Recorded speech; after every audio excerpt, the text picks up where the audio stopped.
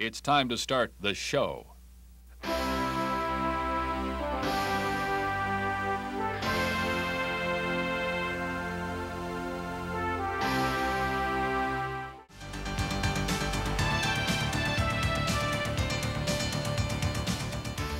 The precision that will be seen in the air begins on the ground. The ground crew first. Each step is measured and practiced, with each man trying to look a little more sharp than the other.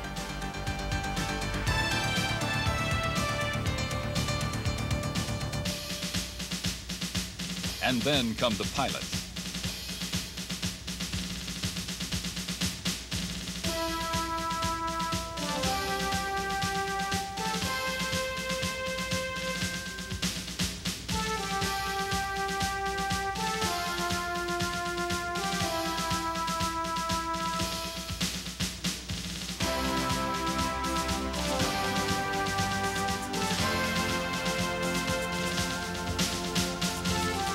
It's like some precise dance choreographed to perfection and seemingly effortless in its execution.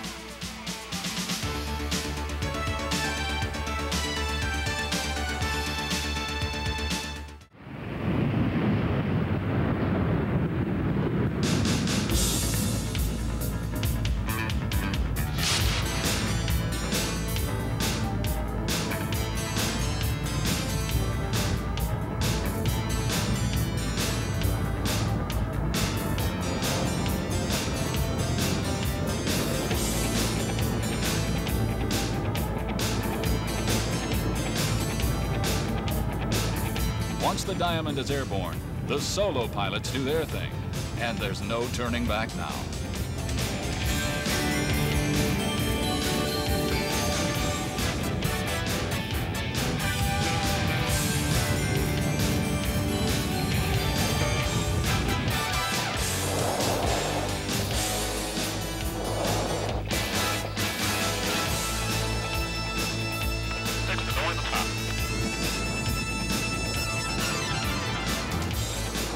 All of this high-performance beauty and grace has not been specially created just to thrill the crowd.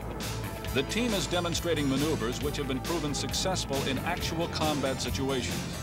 Variations on the same aerial tactics are taught to every Air Force pilot.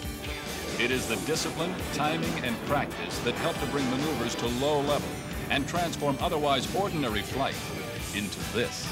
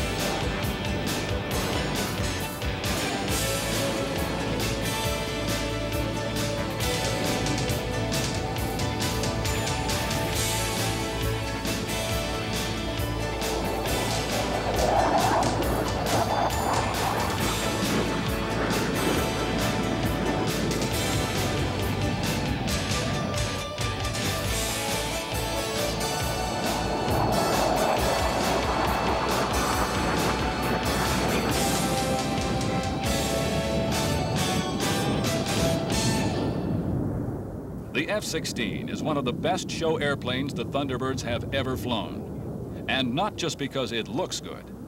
It just so happens that it's also a very good formation aircraft.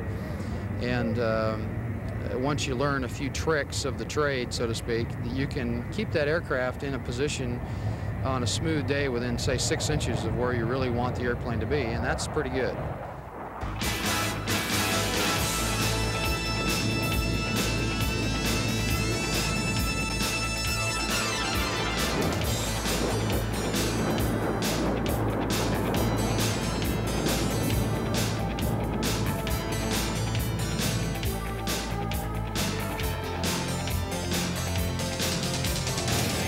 Each maneuver builds in intensity, as the planes seem to be linked by some invisible thread.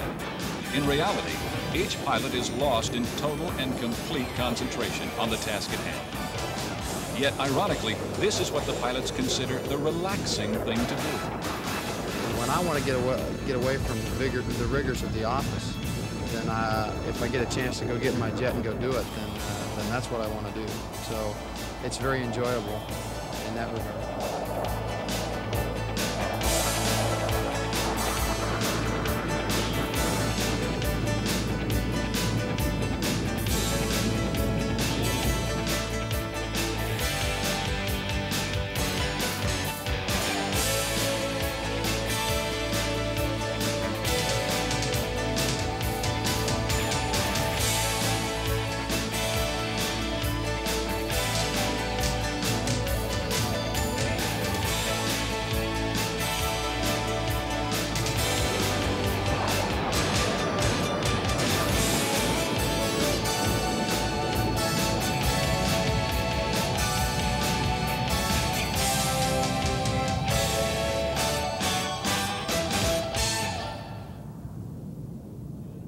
At last, it's time to brake for landing.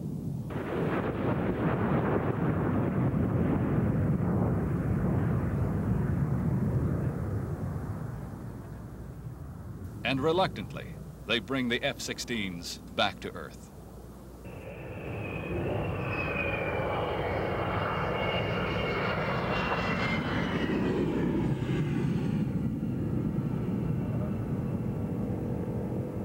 Being back on the ground signals the end of another show and the beginning of the process that will start anew almost immediately.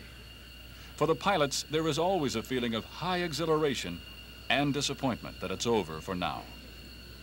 A lot of us are in fighter aviation for the love of aviation, and a lot of the other things go along with it. Certainly we have the opportunity to serve our country, and in this capacity as a Thunderbird, we not only represent the Air Force but also the country, and I'm very proud of that. But I think the real heart of the matter is that we do it for the love of aviation, and you see an awful lot of sad fighter pilots when they're asked to sit behind a desk for long periods of time and push pencils instead of fly jets. But that day is inevitable. Thunderbird flying officers serve a 2-year tour, with one half of the pilots changing each year to ensure a smooth transition. Almost before they know it, it's time to leave the ambassadors in blue. And I'll look back with it on the experience, and I wish it wouldn't come to an end so soon. I'm going to miss it very much. But what a legacy has been left behind. Over the years, the Thunderbirds have won the McKay Trophy for the most meritorious flight in the Air Force, and 7 other outstanding unit awards.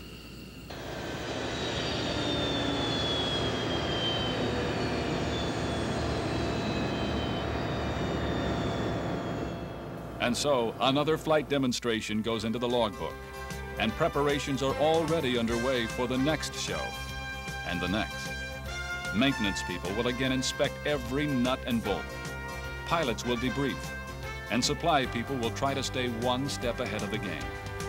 But it all works, and given what we've just seen, it seems certain the Thunderbirds are assured of many more years of dazzling performances.